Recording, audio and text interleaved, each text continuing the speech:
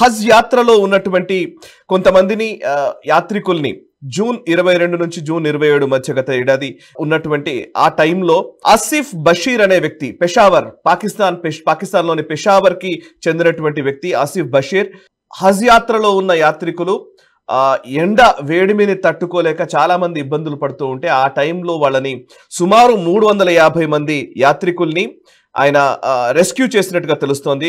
And అందులో 50 మంది ఇండివిజువల్స్ని 50 మందిని స్వయంగా మోసుకుంటూ వెళ్ళి వాళ్ళకి హెల్త్ కి సంబంధించి వాళ్ళకు ట్రీట్మెంట్ వచ్చే విధంగా ఆయన పరిగెత్తిన నేపథ్యం ఉంది అని చెప్తూ ఉన్నారు. అండ్ 50 మంది అండ్ అందులో 50 మందిలో సుమారు చాలా మంది 44 మంది బతికినట్టుగా తెలుస్తోంది. సో ఒక రకంగా చెప్పాలంటే పాకిస్తాన్కి చెందినటువంటి వ్యక్తి ఆయన చేసిన కృషికి గాను సేవకి గాను ఆయన స్పందించిన విధానానికి గాను భారత ప్రభుత్వం ఈ రిపబ్లిక్ డేకి జీవన్ రక్షక్ అవార్డుతో ఆయన్ని సత్కరించబోతోంది. సరే, పాకిస్తాన్లో ఉన్నంత మాత్రాన సేవా దృక్పథంతో ఉన్న వ్యక్తులని గుర్తించడము అండ్ భారతదేశానికి సంబంధించినటువంటి ఒక పురస్కారాన్ని అందించే ఒక ప్రయత్నం చేయడము, అటువంటి నిర్ణయం తీసుకోవడం నిజంగా చాలా గొప్ప పరిణామం. కాబట్టి దీని గురించి మనం ఒకసారి ఫస్ట్ పాజిటివ్ అంశంగా ఈ గ్లోబల్ రౌండప్ లో మాట్లాడాలనిపించింది. సో ఒకసారి వివరాలు తెలియజేస్తారా అండ్ దీన్ని ఎట్లా అర్థం చేసుకోవాలో కూడా చెప్పండి. ఇది మోదీ గారి యొక్క ఆలోచన దృక్పథం.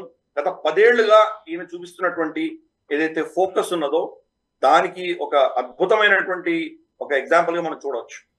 మోదీ గారు ఏంటంటే ప్రపంచవ్యాప్తంగా భారతీయులు ఎక్కడ ఉన్నా కానీ కూడా, వాళ్ళు ఏ మతానికి చెందిన వాళ్ళైనా కానీ కూడా భారతదేశం వాళ్ళ వెన్నంటి ఉంటుంది అన్నటువంటి ఒక అద్భుతమైనటువంటి పాలసీ మోదీ గారు తీసుకొచ్చారు. అప్పటి నుంచి చూస్తున్నాం మనకు సిరియాలో ఇరుక్కున్నటువంటి వాళ్ళు కావచ్చు, యమన్ లో ఇరుక్కున్నటువంటి వాళ్ళు కావచ్చు, వుహాన్ లో ఎక్కడ కూడా మనకు యుక్రెయిన్ లో ఇరుక్కున్నటువంటి వాళ్ళని, ఎంతటి కష్టమైనటువంటి ప్రదేశాల్లో అక్కడ యుద్ధాల్లోనో ఇటువంటి వాటిలో ఇరుక్కున్నటువంటి భారతీయులను అక్కడి నుంచి తీసుకొని వచ్చారు.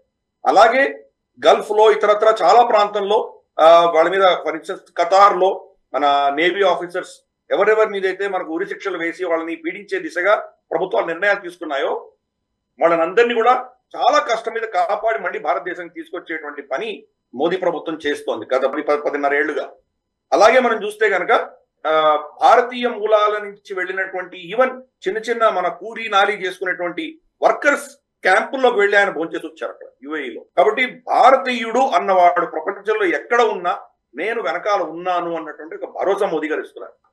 అదే ఇక్కడ కూడా ఉదాహరణ మనం చూడవచ్చు.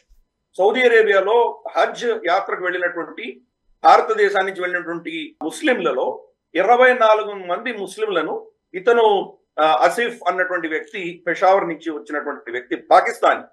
అతను వీళ్ళు పాకిస్తానీ ఇలా భారతీయులా చూడకుండా చాలా మందిని కాపాడాడు. కాపాడిన వాళ్ళలో 24 మంది, అంటే 44 మంది బతికితే 24 మంది భారతీయులు. దాంట్లో ఇంకా 20 మంది బహుశా పాకిస్తాన్ ఇతరత్ర దేశాలకు చెందినటువంటి వాళ్ళు.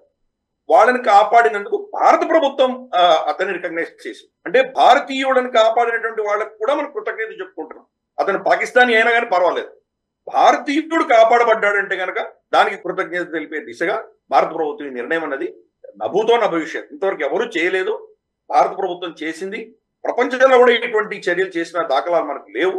పాకిస్తాన్ ప్రభుత్వానికి భారత ప్రభుత్వం అనౌన్స్ చేసిన తర్వాత సడన్ గా వాళ్ళు మేల్కొన్నారు, ఈ వ్యక్తి ఎవరు కనుక్కోండి అని చెప్పి షహబాజ్ షరీఫ్ వాళ్ళ ఆఫీసర్లకు చెప్తే వాళ్ళ హజ్ సంబంధించిన మినిస్ట్రీ, ఎక్స్టర్నల్ అఫైర్స్ మినిస్ట్రీ వాళ్ళు వెళ్ళి ఈ వ్యక్తి ఎవరో అప్పుడు ఎతకడం మొదలుపెట్టారు. అంటే జూన్ లో ఎప్పుడో ఘటన జరిగితే ఇంతవరకు వాళ్ళ దేశస్థుడు విదేశాల్లో చేసినటువంటి ఔదార్యము చేసిన గొప్ప పనిని ఆ దేశమే రికగ్నైజ్ చేయదు, అది భారతదేశం రికగ్నైజ్ చేసింది. కాబట్టి మనం ప్రపంచంలో మన ప్రవాసీ భారతీయులు ఎక్కడ ఉన్నా కానీ కూడా వాళ్ళ వెనకాల భారత ప్రభుత్వం, భారతదేశం ఉన్నది. ఒక స్ట్రాంగ్ పాలసీ మోదీ గారు ఏదైతే తీసుకున్నారో దాని యొక్క ఉదాహరణ ఈరోజు మనం చూస్తున్నాము. అతను పాకిస్తానీ అయినా కానీ కూడా అతనికి మన కృతజ్ఞత తెలుపుకోవడం, అతన్ని అభినందించడం, అతన్ని గౌరవించే ప్రక్రియ మోదీ ప్రభుత్వం చేసింది. ఈ వీడియో మీకు నచ్చినట్టయితే లైక్ చేయండి, 10 మందికి షేర్ చేయండి. అలాగే కామెంట్ల రూపంలో మీ అభిప్రాయాలను మాతో పంచుకోండి. Nationalist hub group of channels ను సబ్స్క్రైబ్ చేసుకుని తెలుగునాట జాతీయవాద జర్నలిజాన్ని ప్రోత్సహించండి. ఈ వీడియో కింద ఉన్న బెల్ ఐకాన్ పై క్లిక్ చేయడం మర్చిపోవద్దు.